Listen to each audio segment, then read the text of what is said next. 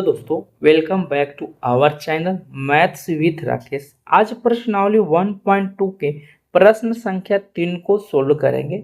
आपको ये वीडियो अच्छा लगी तो एक लाइक, चैनल पर नए हैं तो चैनल को सब्सक्राइब कर बेल आइकन पर प्रेस कर ऑल पर क्लिक कर लीजिए, जिससे हमारी आने वाली नई वीडियो आपको समय समय पर उसका नोटिफिकेशन मिलता रहे। तो चलिए हम प्रश्न संख्या 3 को सोल्व करते हैं। तो दोस्तों यहाँ पर देख सकते हैं प्रश्न संख्या 3 क्या करे, अभाज्य गुणनखंड विधि द्वारा आपको एलसीएम और एचसीएफ ज्ञात करना है। तो दोस्तों यहाँ पर 12 और 15 21 का हमें क्या करना है, गुणनखंड करना है, यानी अभाज्य गुणनखंड के रूप में हमें तोड़ना है। तो दोस्तों यहाँ पर लिख लेते हैं 12 का, तो 12 के यहाँ पर हम फैक्टर करते हैं। तो 12 को फैक्टर करेंगे दोस्तों, यहाँ पर 2 से पहले लगेगा 6 बार में, फिर 2 से हम लगाएंगे यहाँ 3 बार में, और 3 से 1 बार में लगा, यानी 12 का फैक्टर हो गया 2 गुना 2 गुना और 3 गुना 1 के रूप में फैक्टर हुआ। उसी तरह से हमें 15 का भी फैक्टर कर लेना है। तो 15 का फैक्टर करेंगे 3 से लगेगा 5 से, और 5 को 1 बार में लगा, यहाँ नहीं 5 से। तो इसका 15 का जो फैक्टर हो गया वो 3 गुना 5 के और 1 के रूप में फैक्टर इसका हुआ। उसी तरह से हमें 21 को भी फैक्टर कर लेना है। तो यहाँ पर 3 से लगेगा 7 से, और 700 1 बार में लगेगा।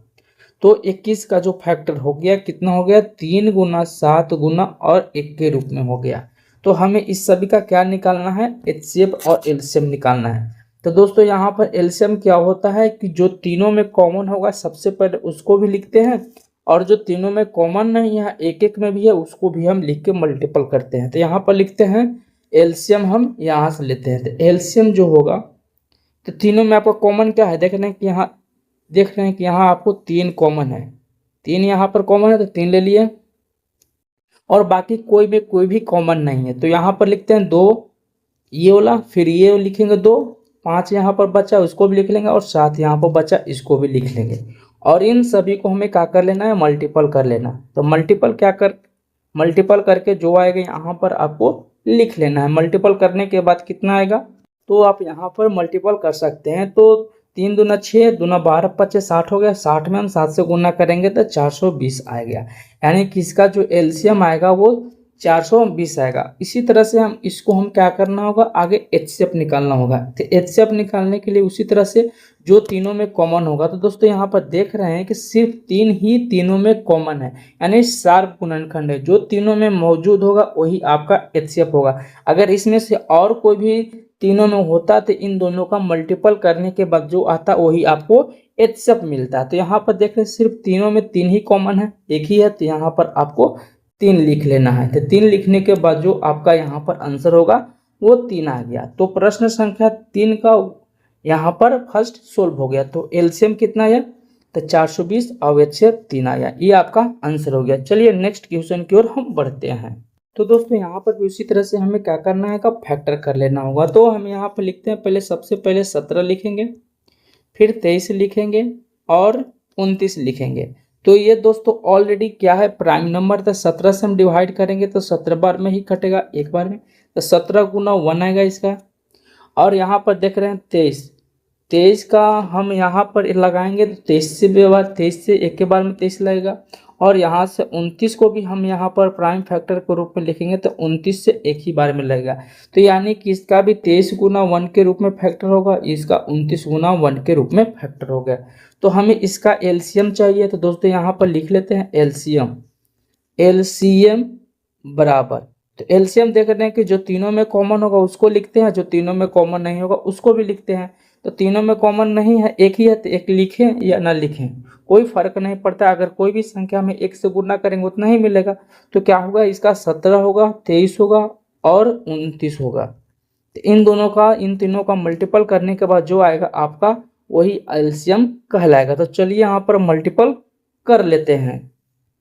दोस्तों यहाँ पर मल्टीपल करने के बाद आपको यहाँ पर देख सकते हैं कि 11 जो होगा 11 33 3 आपका यहाँ पर मल्टीपल होगा। तो अब दोस्तों यहाँ पर मल्टीपल करके देख भी सकते हैं। और इसका एचसीएफ दोस्तों ज्ञात करना है। तो एचसीएफ इसमें हमको एक ही नज़र आ रहा है। तो यहाँ पर देख सकते हैं कि आपका एलसीएम तो हो गया, इतना आपका फाइनल आंसर हो गया। और एचसीएफ तीनों में कॉमन सिर्फ एक ही है, तो इसका एचसीएफ कितना आ जाएगा, 1 आ जाएगा। तो प्रश्न संख्या 3 का भी 2 सोल्व हो गया। तो अब नेक्स्ट प्रश्न की ओर हम बढ़ते हैं। तो दोस्तों यहाँ भी आपको क्या करना होगा, 8 को यहाँ पर लिख लेना है और 9 को भी यहाँ पर लिख लेना है और किसको लिख, अब यहाँ पर 25 को लिख लेना है। तो इन सभी को हमें क्या है, फैक्टर के रूप में लिखना है। तो दोस्तों 8 का फैक्टर करेंगे 2 गुना 2 गुना और 2 के रूप में होगा और 1 के रूप में होगा। या तो आप यहाँ पर निकाल के भी देख सकते हैं, 2 से लगाएंगे 4 बार में, 2 से लगाएंगे 2, फिर 2 से लगाएंगे 1 बार में।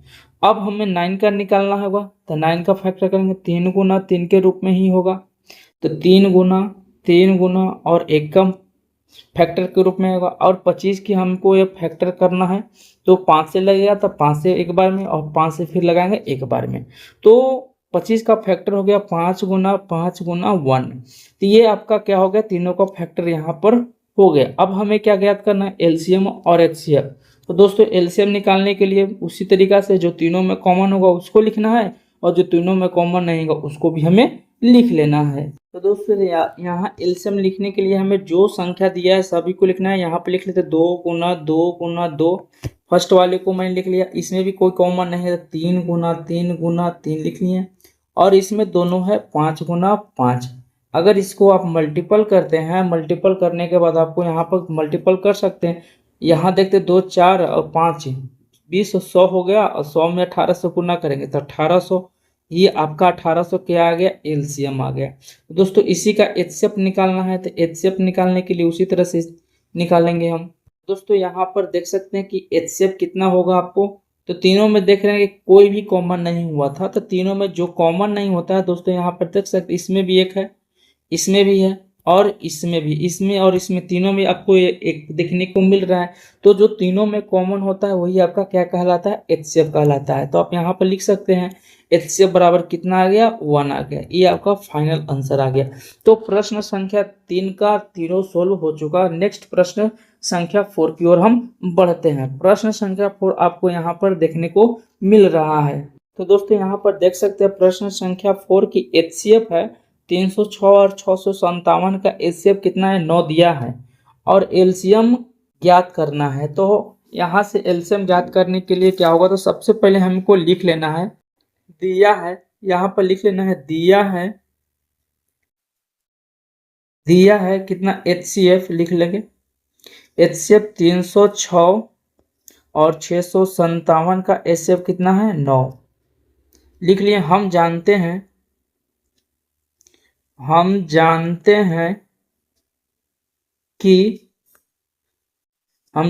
हैं कि दो संख्याओं का गुणनफल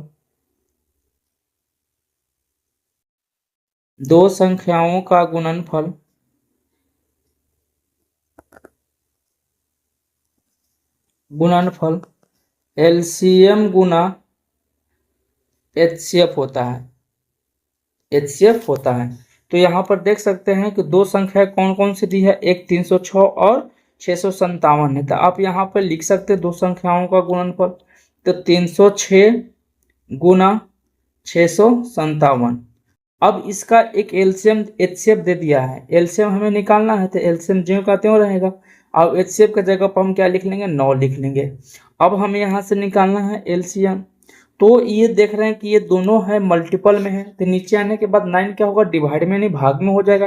तो 306 गुना 657 बटा, ये गुना में नीचे आने के बाद क्या होगा, भाग में हो जाएगा। यहाँ पर एलसीएम आपको इस तरह से हो जाएगा।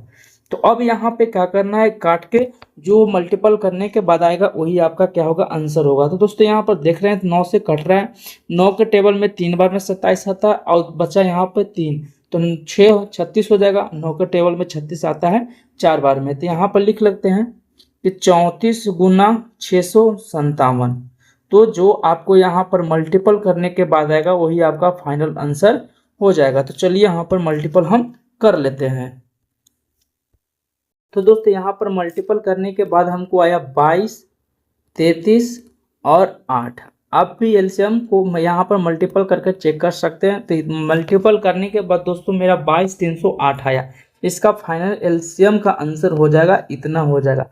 तो प्रश्न संख्या 4 भी और 3 दोनों को एक ही वीडियो में मैंने सोल्व कर लिया। तो मिलते हैं अगले पार्ट में, क्वेश्चन नंबर जो शेष बचे हैं 1.2 के। तो मिलते हैं अगली वीडियो में, तब तक जय हिंद जय भारत।